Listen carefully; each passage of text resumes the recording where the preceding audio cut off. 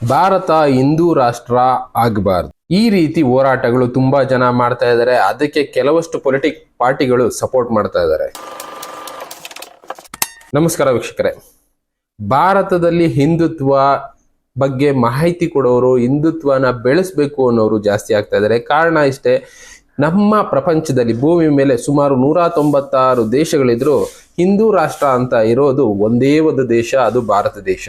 ಇಲ್ಲಿ ಹಿಂದುತ್ವನ ಉಳಿಸೋಣ ಅನ್ನೋರು ತುಂಬಾ ಜನ ಇದ್ದಾರೆ, ಅದನ್ನ ಹಾಳು ಮಾಡಬೇಕು ಅನ್ನೋರು ತುಂಬಾ ಜನ ಕಾಯ್ತಾ ಇದ್ದಾರೆ. ನಮ್ಮ ನೆರೆಹೊರೆ ರಾಷ್ಟ್ರಗಳಾಗಿರ್ಬೋದು, ಆ ನೆರೆಹೊರೆ ರಾಷ್ಟ್ರಗಳಿಗಿಂತ ನಮ್ಮ ದೇಶದ ಒಳಗಡೆ ಇರುವಂತ ಎಷ್ಟೋ ಪೊಲಿಟಿಕ್ಸ್ ಪಾರ್ಟಿಗಳು ಜಾತಿ ರಾಜಕೀಯ, ಅವರು ಬೆಳೆಯೋದಕ್ಕೆ, ಅವರು ಉಳಿಯೋದಕ್ಕೆ ಹಿಂದುತ್ವನ ನಾಶ ಮಾಡಬೇಕು ಅಂತ ಹೋರಾಡ್ತಾ ಇದ್ದಾರೆ. ಅದಕ್ಕೆ ಕೆಲವಷ್ಟು ವಿಡಿಯೋಗಳು ಸಾಕ್ಷಿಯಾಗಿದೆ. ಎಷ್ಟೋ ವಿಡಿಯೋಗಳಲ್ಲಿ ನಾವು ನೋಡ್ಬೋದು, ಮುಂಬೈಯಲ್ಲಿ ದಾಳಿ ಆಗಿರೋದು ನೋಡ್ಬೋದು. 22ನೇ ತಾರೀಕು ರಾಮ ಮಂದಿರ ಓಪನಿಂಗ್ ದಿನ ರಾಮ ಮಂದಿರದ ಖುಷಿ ಸಂಭ್ರಮಾಚರಣೆಯಲ್ಲಿದ್ದಂತ ಕೆಲವಷ್ಟು ಜನರ ಮೇಲೆ ಯಾವ ರೀತಿ ದಾಳಿ ಮಾಡ್ತಾ ಇದ್ದಾರೆ, ಇವರು ಭಾರತದವರ ಅಂತ ಅನ್ನಿಸ್ಬಿಡುತ್ತೆ.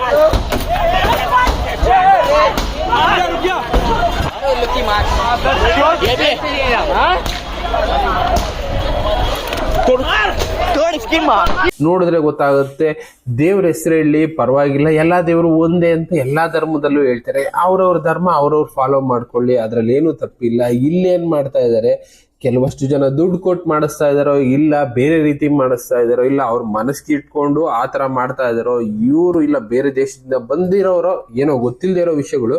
ಆದ್ರೂ ಕೂಡ ನಮ್ಮ ದೇಶದಲ್ಲಿ ಇದ್ಕೊಂಡು ನಮ್ಮ ಧರ್ಮನ ಅಗೌರವ ತೋರಿಸೋದು, ನಮ್ಮ ಜನರ ಮೇಲೆ ದಾಳಿ ಮಾಡೋದು ಸರಿನಾ? ಇಂಥವ್ರಿಗೆ ಏನ್ ಮಾಡಬೇಕು?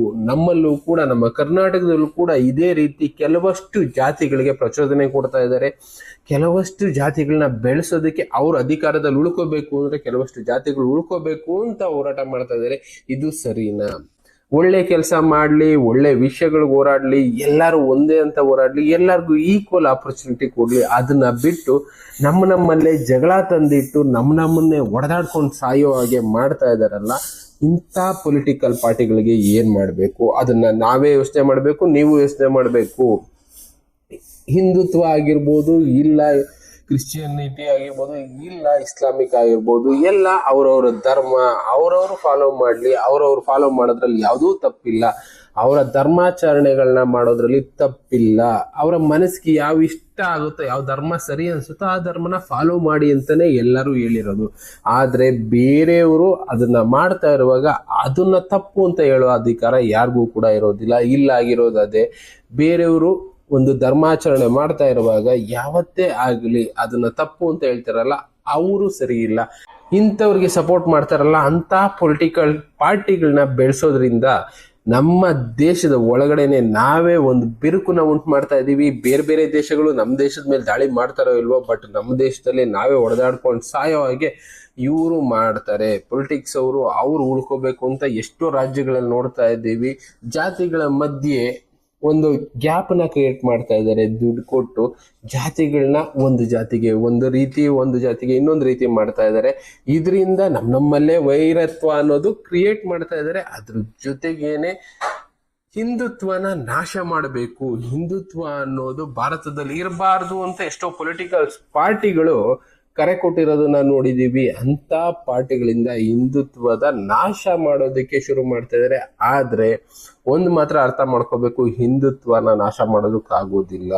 ಇದು ಸನಾತನ ಧರ್ಮದಿಂದ ಫಾಲೋ ಮಾಡ್ಕೊಂಡು ಬಂದಿರೋದು. ಹಿಂದುತ್ವ ಸನಾತನ ಧರ್ಮ ಅಲ್ಲ, ಸನಾತನ ಧರ್ಮದಿಂದ ಹಿಂದುತ್ವ ಬಂದಿದೆ. ಸನಾತನ ಧರ್ಮದಿಂದ ಬಂದಿರುವಂತ ಎಷ್ಟೋ ಧರ್ಮಗಳು ಈಗ ನಮ್ ಜೊತೆ ಇದಾವೆ.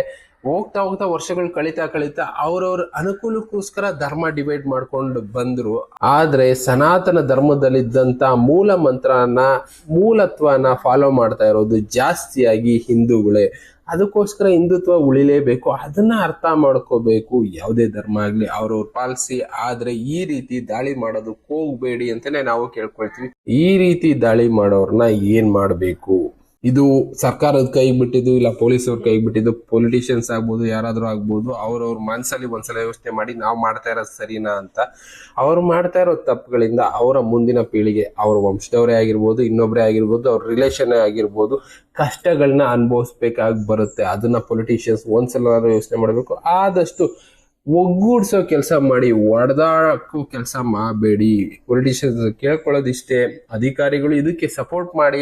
ಎಷ್ಟೋ ಅಧಿಕಾರಿಗಳು ಒಗ್ಗೂಡ್ಸೋ ಕೆಲಸ ಮಾಡ್ತಾ ಇದಾರೆ, ಕೆಲವಷ್ಟು ಬುದ್ಧಿಜೀವಿಗಳು ಒಗ್ಗೂಡ್ಸೋ ಕೆಲಸ ಮಾಡ್ತಾ ಇದಾರೆ. ಆದ್ರೆ ಬುದ್ಧಿಜೀವಿಗಳು ಅನ್ಕೊಂಡಿರೋ ಕೆಲವಷ್ಟು ಜನ ಹೊಡೆದಾಡೋ ಕೆಲಸ ಮಾಡ್ತಾ ಇದಾರೆ. ಅವರು ಬೆಳಿಬೇಕು, ಅವರು ಆ ಗ್ರೂಪ್ ಅಲ್ಲಿ ಹೆಡ್ ಆಗಿರ್ಬೇಕು ಅನ್ನೋದಕ್ಕೋಸ್ಕರ ನಮ್ಮಲ್ಲೇ ಒಡೆದಾಕೋ ಕೆಲಸ ಮಾಡಿ ಅವರು ಮೇಲ್ಗಡೆ ಬೆಳೆಯೋ ಕೆಲಸ ಮಾಡ್ತಾ ಇದ್ದಾರೆ.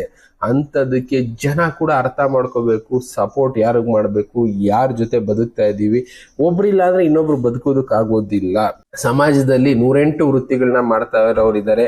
ಒಬ್ಬೊಬ್ರು ಒಂದೊಂದು ರೀತಿ ಬದುಕನ್ನ ನಡೆಸ್ತಾ ಇರ್ತಾರೆ. ಒಬ್ರು ಸಪೋರ್ಟ್ ಇಲ್ಲದೆ ಒಬ್ರು ಬದುಕೋದಕ್ಕಾಗೋದಿಲ್ಲ.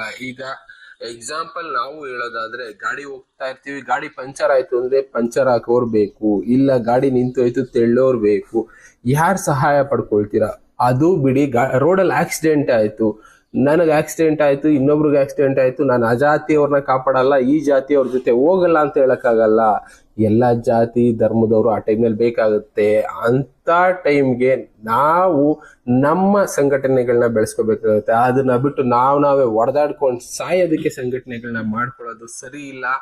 ಇದನ್ನ ನೀವು ಯೋಚನೆ ಮಾಡಿ, ಯಾವ್ದು ಸರಿ ಯಾವ್ದು ತಪ್ಪು ಅಂತ ಡಿಸೈಡ್ ಮಾಡಿ, ಬೇಕಾಗಿರುವಂತ ಒಳ್ಳೆ ಪೊಲಿಟಿಷಿಯನ್ಸ್ಗಳನ್ನ, ಒಳ್ಳೆ ಅಧಿಕಾರಿಗಳನ್ನ ಚೂಸ್ ಮಾಡಿ ಅಂತ ಕೇಳ್ಕೊಳ್ತಿದೀವಿ. ಆದಷ್ಟು ಒಳ್ಳೆ ರೀತಿ ಬದುಕೋಣ, ಒಳ್ಳೇದಕ್ಕೋಸ್ಕರ ಬದುಕೋಣ. Thank you. ಮತ್ತೆ ಸಿಗೋಣ. Good bye.